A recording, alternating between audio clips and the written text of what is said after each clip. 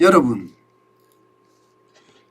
요즘 시장에서 달러 어디 없나요? 이런 이야기가 들려오기 시작했습니다. 야, 이것은 여러분, 시장이 지금 어마어마하게 충격을 받고 있다는 거예요. 이게 시장에서 달러 어디 없나요? 이런 말이 나오면 기업들이 지금 달러가 부족하다는 이야기가 되는 거거든요. 달러가 부족하다. 이것은요, 기업들이 줄줄이 망할 가능성이 굉장히 높아졌다는 신호입니다. 그럴 수밖에 없는 게 여러분, 이거 한번 보세요. 1분기 원자재 수입 증가율입니다. 51.9%가 늘어났습니다. 51.9%. 어마어마하죠. 51.9%가 늘어났다는 것은 여러분, 그만큼 말입니다. 원달러 환율이 많이 올라가서 이게 비용이 그만큼 더 들어간다는 이야기예요. 왜냐하면 우리 수출은 지금 적자나고 있거든요. 수출의 어떤 물량면에서 보면 늘어난 게 거의 없거든요. 문재인 대통령이나 문재인 정부에서는 수출이 역대 최고다 이러면서 굉장히 자랑을 했는데 사실 그때도 말입니다. 물량이 늘어난 것은 0.4% 늘어나는 데 그쳤거든요. 쉽게 말하면 수출 가격이 올라가서 수입이 많이 늘어난 것처럼 착시 효과가 일어났던 겁니다. 그런데 이 수출 가격이 올라갔다는 것은 수입 가격이 그만큼 올라갔다는 반 정도 되는데 51.9%라는 것은 여러분 어마어마한 수치라는 거예요. 그럼 기업은요, 수입해서 물건 만들어서 전 세계에다 내다 파는데 이게 만만치 않다는 얘기. 만만치 않다. 굉장히 어렵다. 이런 얘기가 되는 겁니다. 왜냐하면 영업이익이 그만큼 줄어들 수밖에 없거든요. 원가 부담이 많으니까. 여러분 이거 한번 보세요. 2019년 대비 2022년 와 이건 난리도 아니죠. 2019년에는요 원자재 수입액이 641억 9천만 달러였습니다. 2022년에는 959억 7천만 달러입니다. 당장 2021년 대비해 보면 51.9%예요. 2021년은 631억 6천만 달러니까요. 그러니까 확연하게 드러나죠, 여러분. 원자재가 급등해서 2022년이니까 그죠? 원자재가 급등해서 난리가 났다. 이게 결국은 말입니다. 러시아가 우크라이나를 침공함으로써 전 세계 어떤 원자재가 폭등하고 거기에 대한 충격을 우리가 고스란히 받는 거예요. 그러니 기업들 입장에서는요. 원자재를 사야 되는데 이게 환율이 폭등하니까 원자재 사기가 쉽지 않다는 이야기가 됩니다.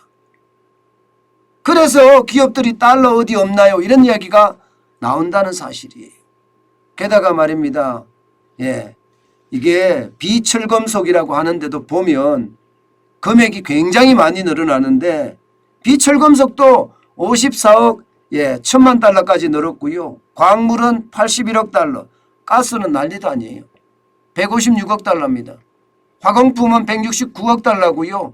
화공품이라는 게 전부 다 이게 원자재에 들어가고 특히 에너지원에 들어가는 거죠. 원유는 228억 2천만 달러예요.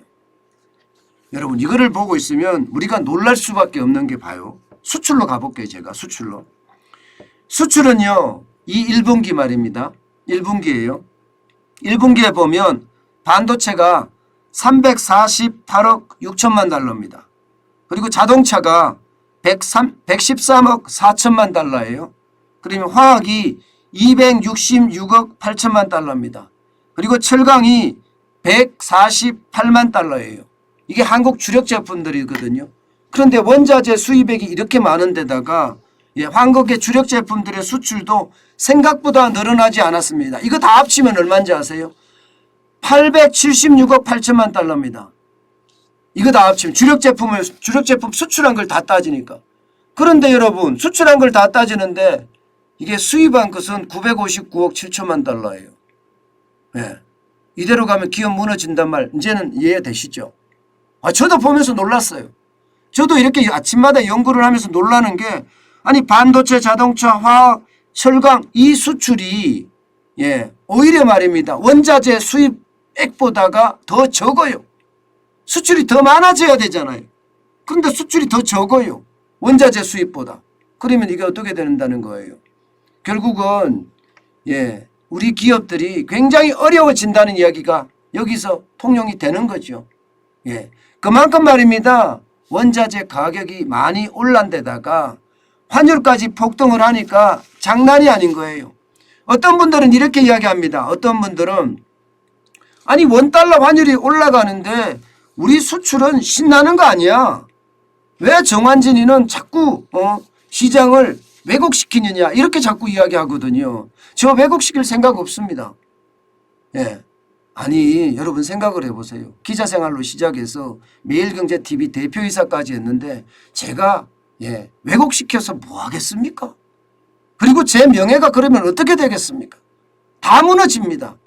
다 무너져요. 저는 평생을 명예를 위해 살아왔는데 기자하면서 세상을 바꾸겠다 하는 그런 명예 말입니다. 실제로 저는 그렇게 열심히 살았고요. 그런데 지금에 와서 그 명예를 한순간에 다 버리겠다고 저는 그럴 수가 없습니다. 그렇지도 않을 거고요. 그러면 1997년이나 2008년이나 그때하고 지금하고 상황이 뭐가 다르냐? 굉장히 다릅니다. 굉장히 다릅니다. 1997년, 98년에는요. 세계 경제가 좋았고요. 원달러 환율이 올라가면 그만큼 수출이 많이 됐습니다. 수출이 많이 되면 그만큼 기업들 입장에서는 달러를 원화로 바꾸면 매출이 펑펑펑펑 뜁니다. 진짜 좋았어요. 진짜 좋았습니다. 금융위기 때도 마찬가지입니다. 금융위기 때도 여러분 원달러 환율이 1570원까지 펑펑펑펑 뛰니까 전 세계는 금융위기라고 하지만 최소한 원자재 가격은 안 올랐거든요. 지금하고는 다르거든요. 그러니까 우리는 거기에 대한 혜택을 엄청나게 받은 거예요. 그러나 지금이 그런가요? 지금은 아닙니다. 지금은요. 원자재 가격이 너무 올라갔기 때문에 수입 가격이 더 큰 거예요. 수입 가격이 더 많이 오른 거예요. 수입 가격이 여러분 보세요. 수입 가격이 35%까지 올랐어요. 35%까지. 1월 달엔 35.5%가 올랐고요. 그러면 수출에도 남는 게 없다는 뜻이 남는 게 수입 가격이 더 많이 올랐어요. 게다가 원달러 환율까지 올랐어요. 그러면 수입 가격이 오른 데다가 환율만큼 또 올랐다는 이야기잖아요. 그럼 수출해서 그만큼 가격을 받아야 되는데 그렇게 못 받아요. 만약에 그렇게 받으려고 그러면 중국한테 밀리고요. 또 요즘은요. 일본에조차 밀립니다. 엔화가 약세잖아요. 그러니까 적자투성입니다. 적자투성이. 올해 들어와서 여러분 5월 10일까지 적자 보세요. 98억 6천만 달러입니다. 이게 그겁니다.